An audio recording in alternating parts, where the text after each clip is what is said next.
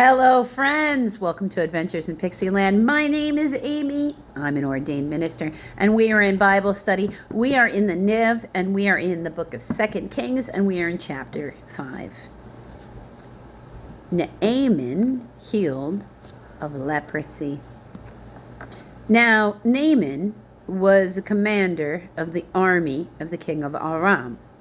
He was a great man in the sight of his master and highly regarded, because through him the Lord had given a victory to Aram. He was a valiant soldier, but he had leprosy. The Hebrew word used for various diseases of the skin, not necessarily leprosy, not like necessarily where their skin is falling off, could be any type of open sore. What if you had like psoriasis? To them, that would be leprosy. Okay. Now, bands from Aram had gone out and had taken captive a young girl from Israel, and she served Naaman's wife. She said to her mistress, "If only my master would see the prophet who is in Samaria, he would cure him of leprosy." Naaman went to his master and told him what the girl from Israel had said. "By all means go," the king of Aram replied. "I will send a letter to the king of Israel." So Naaman left, taking with him 10 talents of silver. It just got a footnote of B. That is about 750 pounds or 340 kilograms of silver. That's a lot of silver. 60,000 shekels of gold. That's got a footnote on it too. 150 pounds or 70 kilograms of gold. That's a lot of gold. And 10 sets of clothing. So that's a lot of money.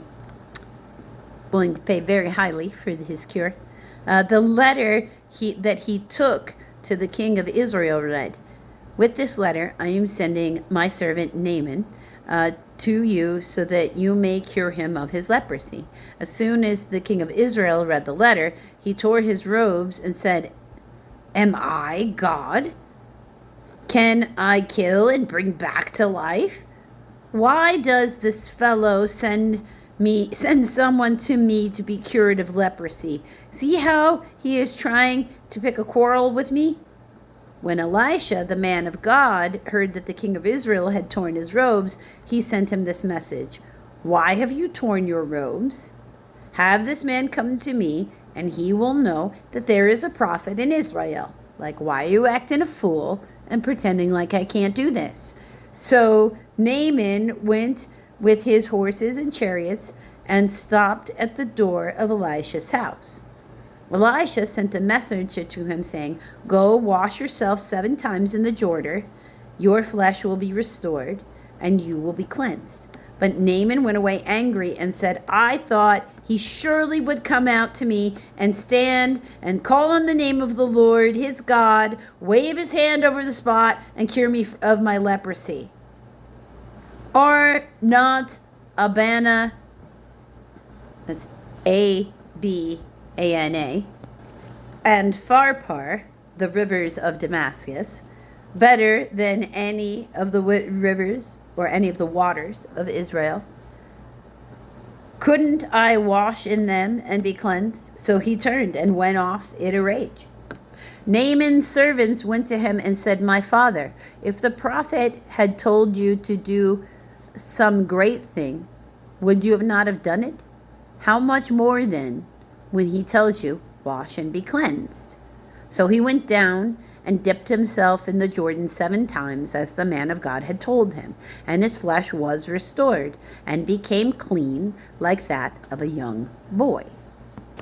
Then Naaman and his attendants went back to all his attendants went back to the man of God. He stood before him and said, "Now I know that there is no God in all the world except Israel. Please accept now a gift from your servant."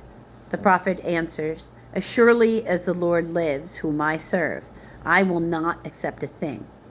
And even though Naaman urged him, he refused. "If you will not," said Naaman, "please let your servant be given as much earth as a pair of mules can carry, for your servant will never again make burnt offerings and sacrifices to any other god but the Lord. But may the Lord forgive your servant for this one thing. When my master enters the temple of Rimmon to bow down, and he is leaning on my arm, I bow there also. When I bow down in the temple of Rimmon, may the Lord forgive your servant for this. Go in peace, Elisha says. After Naaman had traveled some distance, Gehazi, the servant of Elisha, the man of God, said to himself, my master was too easy on Naaman, this Aramean, by not accepting from him what he brought. As surely as the Lord lives, I will run after him and get something from him. Well, that's not good. So Gehazi hurried after Naaman. When Naaman saw him running towards him, he got down from his chariot to meet him. Is everything all right? He asked. Everything is all right, Gehazi answered. My master sent me to say, 2 young men from the company of the prophets have come to me from the hill country of Ephraim. Please give them a talent of silver and 2 sets of clothing. By all means, take 2 talents, said Naaman. Now, this one's got a footnote, talent, so that is about 75 pounds or 34 kilograms. He urged Gehazi to accept them and tied them up with 2 talents of silver in 2 bags with 2 sets of clothing. He gave them to 2 of his servants, and they carried them ahead of Gehazi.